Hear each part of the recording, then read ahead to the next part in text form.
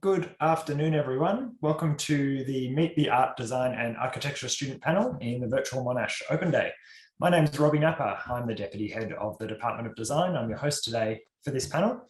To start with today, I'd like to acknowledge the people of the Kulin Nations on whose land we are gathered today. I pay my respects to their elders past and present, and also note that with remote working and studying, our viewers may be based elsewhere today, elsewhere interstate or even around the world. So we pay our respects to the traditional owners on the land, wherever you may be joining us from today. Today's panel intends to offer some insight into what it's like to be a student in MADA, whether you're in fine art, curating, design or architecture. Our single degree students are primarily based at Caulfield campus and exist there and amongst an active creative community. And our double degree students split their time between some of our different campuses, most likely Caulfield and Clayton. At the end of this 20-minute session, after we've finished chatting to our students, who I'll introduce in a moment, there'll be time for questions. If you'd like to post questions in the chat, you'd be very welcome to do so. We might pick those up at the end. However, if there's a question that I note that is great to answer in progress, we'll go to that as well. So I'm going to throw to our student panel in a second. We have representatives here from across our faculty. So we have Maddie from Fine Art, we have Bud from Architecture, and we have Chloe from Design. And I'd like to start with you, Chloe, if I may, and just give you a moment to introduce yourself for the panel. Of course. Thanks, Robbie. Hi, everyone. It's a pleasure to be here today. I'm a student in my final year of the Bachelor of Design, and during my time at Monash, I've had the pleasure of studying both industrial design as well as collaborative design and picking up some electives in communication design. So I've had that full experience across the spectrum. How about you, Bud? What are you studying? Hello, I'm Bud. I am currently a fifth-year master's student in architecture, who's also completed their undergraduate degree in architecture at Monash as well. Maddie? Hi everyone, I'm Maddie. I'm in my final year of the Bachelor of Fine Art, and my practice is very multidisciplinary. It engages with lots of different forms of making. I most frequently engage in printmaking, but do a lot of other things like drawing, collage, photography, and installation. Cool. Thanks, everyone. That's great. One of the questions that I get asked all the time at Open Day is what it's actually like to study. And so the real purpose of this panel is to give you a chance to describe that. Maddie, we might start with you. I'm kind of interested in you describing what an average day looks like when you're studying in your area. Yeah, so an average day for me normally starts, I guess, around 9 a.m. with a coffee, and normally head to the studios, and I'll probably spend most of my day there going in and out. Normally we either have like independent studio time, or I might like float upstairs to our like print workshop where I do a lot of printmaking. Otherwise, if I'm not in there on my own, we often have like group critiques where we offer each other feedback, or we'll have individual sessions with tutors, which are often well-known artists. And often it's just about talking about our progress, discussing the work, receiving any possible feedback to go forward with. And that would probably be my typical day. Yeah, great. Thanks, Maddie. How about you, Bud? It'll be a little bit different in final year of Masters of Architecture. Yeah, no, definitely is. I guess over the course of the degree, an average day kind of changes. Particularly in the earlier parts of your bachelor degree, it's quite a rigid structure. So you start off with your studio, and that's kind of a group collaborative workspace where you go through your work and discuss, and that's a very critical time to get feedback so that you can develop those ideas into future classes.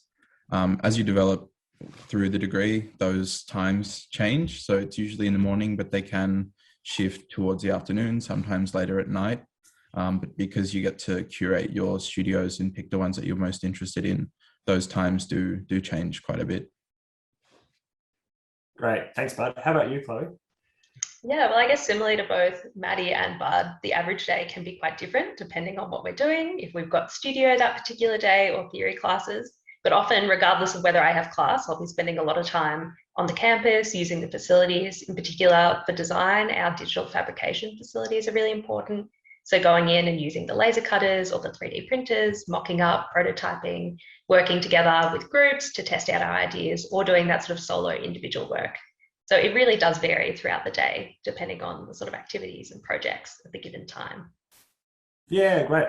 Now it's interesting, the three of you mentioned studio as well, which is definitely something else I wanted to touch on today, because I find that when I talk to people outside of our discipline, studio is a bit of a mystery word. We use the word studio at Monash to refer to a space where design or art or architecture is carried out, where we actually do the work. But we also refer to it as I suppose, as a learning environment and also a mode of teaching. So when I teach a studio class, I'm teaching designers how to design, and we're doing it by designing in my field. So I wonder if you could tell us about the learning that goes on in those studio classes. And Bud, perhaps we'll start with you. You mentioned getting feedback. In fact, you all mentioned getting feedback, but I wonder what that actually looks like for you. Yeah, no, with the studio and the way that they're set up, quite often what will happen is you'll have the work done prior to coming into class. And for architecture specifically, you would tend to pin that up on the walls. And then all of your classmates and your tutor will gather around, and it will give you an opportunity to get up and talk through those drawings or talk through that work, whether that be a model that you've done. And then from that, the discussion continues, and it's a lot of back and forth between you and your tutor and you and your students, getting better insight into what you could be doing better, what you're doing great. So it's really more of a discussion, which you take then after class and then develop your ideas at home. Great. And but I can't help but weave in a question that we've got in the chat already here, which is how do you deal with bringing in those the models, the physical work, and I suppose all of our students today have that physical work kind of thing. Yeah, no, towards the beginning of your degree, it does seem like a very hassling thing to do. I remember I used to take public transport in, and it was quite easy to take them there, but there are quite a lot of facilities set up at uni where you can work on those models in study spaces. So rather than taking them home and then having to bring them back to university, you can just produce the models there and then just take them to class. And then you can also buy a whole bunch of apparatus for drawings like tubes, which save your work as well. Yeah, great. Thanks, Bud.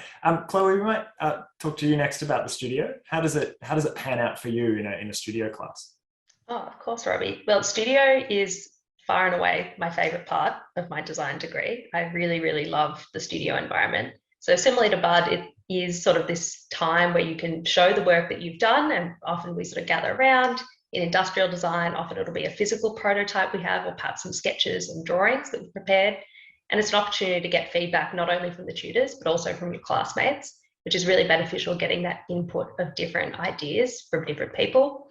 Often in our industrial design studios, we also have time dedicated to making in the class environment and in the studio.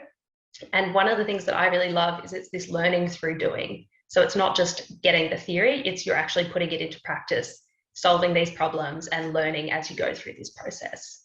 Yeah. Yeah, great, Chloe. And just before I throw to Maddie for the same question, I wonder if you can tell us, you mentioned that you get feedback from fellow students as well as staff. How does that work? Because, there's a different sort of relationship there. Different dynamic, yeah, certainly. It's quite conversational in the studio environments, at least from my experience. So it is very much open and collaborative. So people give feedback, of course, in a way that is constructive. We sort of bounce ideas off one another. And one of the things I really like as well is that, as opposed to having this sense that people are perhaps, competing with one another, in the studio, it's very much everyone is invested in trying to make everyone else's project as good as it can possibly be. So there really is that sort of communal sort of environment and that sense of community, which is one of the things I love the most about MADA. Yeah, great. Thanks for that answer. I'm glad to hear you say that, because that's how I try and run my classes. It's actually not a competition; it's a collaboration. Yeah. Maddie, can you tell us about the studio environment in fine art? You already mentioned a little bit about feedback before as well, but for our listeners today, can you tell us what that looks like in a fine art setting, the studio? Yeah, absolutely. I mean, it's really similar to what has already been mentioned. It's really open and we're all very close, and there's definitely a sense of community there. And we can all just chat about our work. Like if it's formal or informal, we often, just because everything's up on the walls, like you have your own desk, your own space, all your work is up and in the open. So even if it's not a formal discussion with a tutor, you might just be having a chat with like a fellow like classmate about your work, and like they're often where the best discussions happen. Like I will be in a creative block and someone will just come up and be like, I really like this. And I'm like, wow, I'd love to hear what you have to say about it. And then that's just how like things happen, and you start to get ideas, so you can get feedback like that. Then we also have what we call group critiques, which is just, yeah, what was already said, like an open discussion with your students and like your teacher. It's a great way to get, yeah, more feedback about your work going forward. Yeah, great. Thanks for that, Maddie. That's really good to know. So the answer there, you know, across the three of you is that it's a, you know, you've got that kind of support network, but also that you can get some robust feedback. You know, it's a good message, I think, for our listeners, because, you know, you can get feedback which is, oh yeah, pats on the back and everything's great, but actually real, genuine, constructive feedback are things that you can improve on. That's, you know, that has to come with a kind of supportive culture. So glad to hear that's the case. Part of the studio discussion, and another big question that I get every year at Open Day is one that Eileen's posted in the chat here, which is around the difference, or the proportional difference between individual work and group work. Part of the answer to that, I think, for Eileen, is that it's not always one or the other. There are many shades of grey between those two extremes, although we do often have, you know, projects that are strictly group or strictly individual. I wonder, Maddie, if we can stick with you for a moment and tell us about the difference for you between a project that's more collaborative or a project that's more individual. Yeah, I mean, in fine art, I guess we don't so much as have like projects that are assessed that are group projects. Most of the time they will be individual, because you're kind of developing your practice as an artist, which most often is individual, but there are lots of opportunities to do group projects outside of assessment. So for example, last year our cohort, it's because we couldn't have a grad show because of COVID, we made a zine, which is like an art magazine, and we worked on it together online, and we uploaded it to the internet. We made an Instagram for it.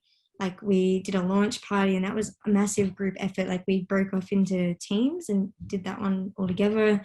Another great way to work on group projects is the Intermission Gallery, which is a student-run gallery at Monash, and you can do like individual shows there, but you can also do group shows, and you have to work on that together by installing and de-installing, as well as running an opening night and advertising for it. So there's lots of opportunities to work together with your fellow peers, I guess. Yeah, great. Thanks, Maddie.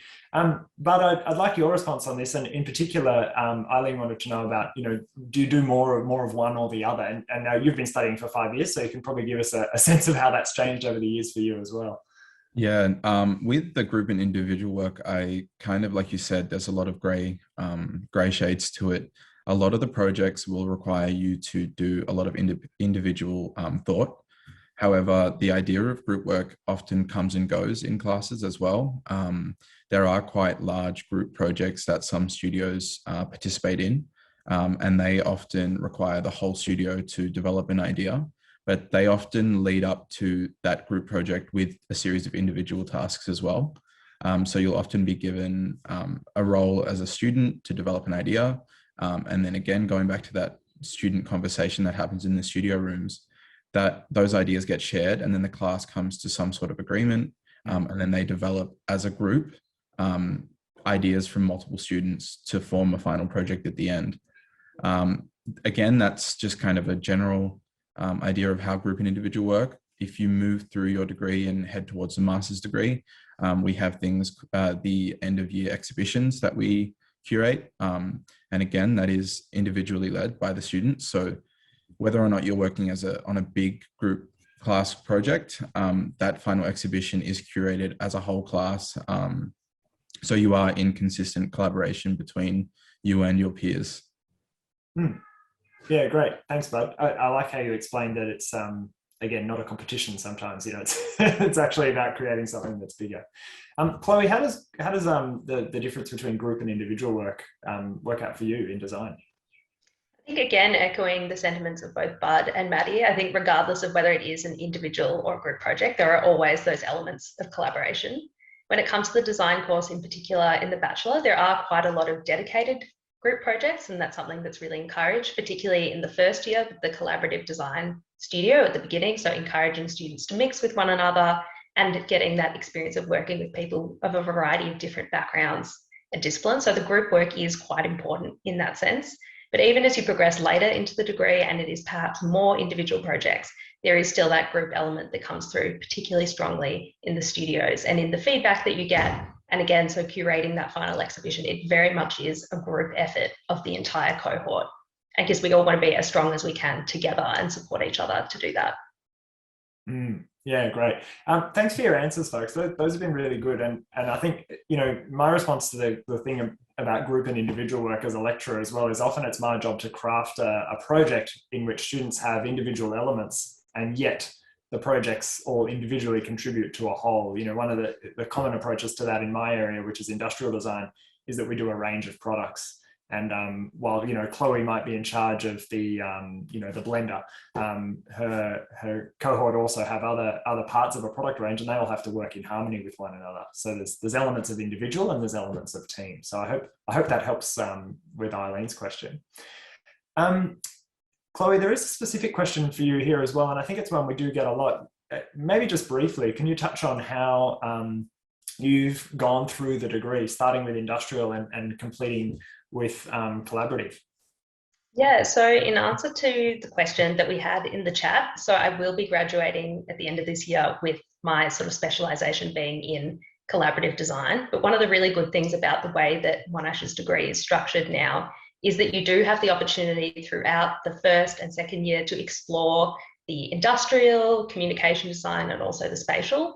And through the electives, even though, initially in my degree, I was majoring in industrial design, I still had a really strong interest in communication design. So I took electives in branding and illustration and really got that breadth of experience. But yeah, specifically, I will be graduating with the collaborative design specialization, which is a reflection of, I guess, that breadth of experience and also the working together with a bunch of different disciplines in different ways. Yeah, great. Thanks for that, Chloe. And I think this is great. The questions that are coming in on the chat are sort of exactly what I wanted to talk about. So it's a dream scenario for me being the host. Maddie, the question for you, and I think, but I'd also like your take on this from architecture as well after Maddie, is the questions come in from Alana around the balance between studio practice, the doing of the art in your case, and then theory classes.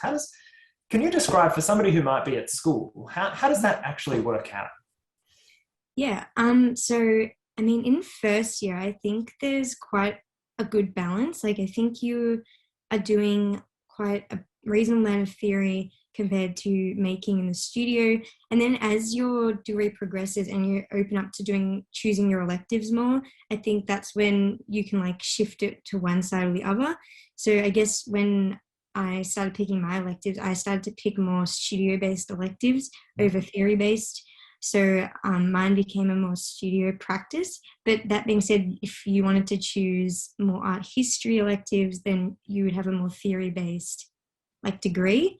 And I guess also if you were doing art history and curating degree instead of the fine arts degree, you're probably doing a lot more theory there as well. Yeah, great, Maddie. Thanks for that. That's good to know that there are set elements of both. Of course, there's theory you must do to be any type of artist, but then there are choices within the elective stream. Yeah. But how does the balance between theory and studio work out in architecture? Yeah, I think it works in a similar way to Maddie towards the beginning of your degree, where there are some allocated theory classes that coincide with studio. So often with our theory classes in architecture, what we learn in those classes often go hand in hand with what we're learning in our architecture studio class or even our communication design class. That's really beneficial because over the course of your degree, you'll find that the theory classes often teach you new ways of approaching architecture. So it's extremely critical that those theory classes are balanced out with the studio classes. And once you get to your final or master's degree, you have that option to explore your projects through theoretical approaches. So for myself, I've written some architectural manifestos as a part of my studio projects. So there is a very, very curated balance between the theory and the studios, and they do lend towards one another. Yeah, great. I like your explanations there, both of you. And I think one of the things that's important to note in our creative disciplines is that often the things that you see at a grad show or on the street, they look like execution of very good technical skills, and indeed they are. But sometimes what you can't see immediately is the execution of the critical thinking that's behind those. And I always like to highlight that on open day as being one of the reasons you would study one of our disciplines at a university. You can have all the technical skills in the world, but if they're not applied in a thoughtful way, it can lead to undesirable consequences. The questions have been great, and so just a shout out to anyone who's listening. If you want to chuck a question in the chat, please do so. But I thought we've talked today about quite a few sort of abstract things like studios and feedback and theory. I wondered if each of you would like to describe just a favourite project in your time at Monash, from each of your disciplines. And we'll start with you, Chloe. What jumps to mind as a favourite project, and can you tell us why it was your favourite? I think certainly one of the highlights for me during my degree would have to be the 2019 China study tour. So it was a month-long design elective that took place in China, and it was amazing. We went to 3 different cities. So we went to Beijing, Shanghai, and Suzhou during this time, and in each city we worked with a different studio. So we were engaging with industry, we were doing factory visits. The entire studio was themed around design for health, which is a really interesting concept to explore, particularly looking at things like the future of AI and robot technology and how that might influence the way that health takes place in the future. So I really appreciated this studio because we got the ability to engage with so many people from industry, also having that different cultural context. For me, it was my first time traveling to China, and there was a lot of work that we did. So meeting with people from the local settings and talking and getting that different perspective and different experience. So that definitely stands out in my mind. So whilst we can't travel at the moment, I think for future Monash students, if you do get the opportunity, the study tours are absolutely amazing, and I would highly, highly recommend them. Great, Chloe. And just for the audience, what did you develop in the studio? What was the piece of design? Oh, we did so many different things. So the way it worked is that in each city we had an intensive project that we did. So the first one was around looking at doing research in the city and developing sort of a speculative project. So we were looking at the future of technology and health and how e-waste might potentially impact on people's health and how we could divert some of that waste through alternate streams. The second project was looking, again, quite speculative and future focused, was coincidentally looking at masks and eco-hazards in future, which, very telling for 2020. And then the third project was a little bit more, I guess, practically based, and it was looking at the design of an inhaler and a respirator and how we could enhance the design of that and make it more usable, particularly looking at for children and making that more accessible and approachable for them. So we got to do, lots of different things. It was quite intensive, so we sort of had a week on each project. Then we had sort of a few intensive days of making, and then we'd move on to the next one. So we did lots of great things. Great. Thanks, Chloe. Maddie, I'll go to you next. Can you describe a favourite project that you've done? Yeah, as I've mentioned before, I guess one of my favourite projects was definitely working on that group magazine that we did last year. But besides that, a recent favourite project of mine was a room installation that I did as part of assessment for studio class just this year, where I used living plant vines as a sculptural object to fill the room, like dangling and draping the vines from the walls and bars of the structures in the ceiling and creating a mass of organic forms. And it was an installation that really evolved and transformed with time as the plant material deteriorated, allowing the piece to move or fall to the ground. And that was a really fun project for me because it was based a lot on intuition and seeing how the material changed and how I could use it.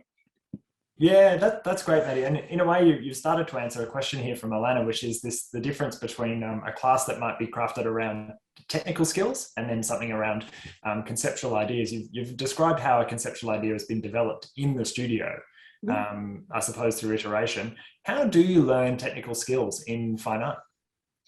Yeah, I would think mostly I've learned a lot of my technical skills through electives. Mm-hmm. So if you have a medium that you prefer and want to hone your skills in on. So for example, my favorite medium's always been printmaking, and I've focused a lot of my electives on printmaking, and there's lots of different like types of printmaking. For example, there's like screen printing, there's like etching, there's lino, and through those electives they'll give you little tutorials and introductions and teach you how to do different things. It's same for like sculpture or glass, and I think that's the best way to learn in different areas, especially if you want to branch out and try something new. That's the best place you're going to learn, where you have the tutors help to like start as a beginner, I guess. Yeah, great. That's great. And Bud, our favorite project from you've probably got a few to choose from, having studied for 5 years. I do, I definitely do. But I think my favorite project was actually the last one that I completed, primarily because it acted beyond the traditional definitions of architecture. So I did a studio that responded to the blast that occurred in Beirut in 2020. So the beginning of my project actually responded to the body. So I produced a garment that borrowed from fashion design as well. And that garment then transformed into these soft structures that allowed for those that have been displaced from their homes to adapt to living into what is now homelessness. So that project was really, really one of my favorites, primarily because it took all of my previous learnings that I'd done over the past 4 years of my architectural degree, both theoretical and studio based, and it transformed it into something that challenged the ideas of architecture while still keeping those fundamental theories at core. Yeah, great. Interesting project. I like your crossover into fashion. Like, I think that's nice. It shows that while we do study in certain specializations, the references, the inspiration sort of can come from anywhere, can't it? There's a question on the panel here from Eileen around how many hours a day are we on campus, and I suppose, well, on campus is a sort of fluid concept at the moment in Melbourne, but typically the answer to that is something around 16 hours of actual sort of class time. However, the question is also around sort of this on-campus thing. So we are nearly at the end, but I wonder if each of you, starting with you, Bud, could tell us just how much time you actually spend on campus, not only in classes, but just doing the work. Yeah, again, it varies depending on workload. With studios, it's the allocated, in bachelor's, it's 3-hour classes twice a week, and then a whole bunch of other electives and theory-based classes. However, towards the end of the semesters, works does tend to pick up, and there are a few times where you are there later on into the night, but you do have a whole bunch of other students surrounding you that allow you to get through those extra hours of work. And then with architecture, we do have 24-hour access to our campus as well. So if for some reason you do need to stay up overnight doing your work, we do have the facilities there that allow you to do so in a space that's obviously curated for you to make models and work later on into the night. But often, most of the times, you're out by the end of class, or if you do need to hang back for a short period, you're there for another hour or 2 hours. Great. Chloe, very quickly, how much time do you spend on campus in a normal week? And I know normal is odd at the moment. Yeah, normal is a relative term. Well, I guess like you said, Robbie, generally have about 16 hours of actual class time each week. I'm really fortunate in that I live quite close to the campus, so I quite like to go in even on the days when I don't have classes, just to sort of use that as a study environment and also to be able to access the tools and materials. But like the past year has shown us, we are flexible, we can adapt. So even when we're not able to access the campus, much of our work can still be done from the home environment. And how about you, Maddie? Yeah, I also live quite close, and I often find I'm going in on my days off, or if I only have one class for the day, I often just spend the whole day there, and it doesn't really feel like a strain or anything, like you're wasting, like you're, spent your whole week there. Like, it's just sort of like, that's just kind of how it comes. You get caught up doing work, and then the whole day goes by, and it's kind of like, but you get a lot done. And I think you still do have a lot of free time, because it's not like you're going in like every single day of the week. Like, you might spend like 2 or 3 solid days there, and then maybe an hour there, here or there. But yeah, it's pretty good. Yeah, great. Well, look, we're at time today. So thanks so much for joining us, Chloe, Bud, and Maddie, and farewell.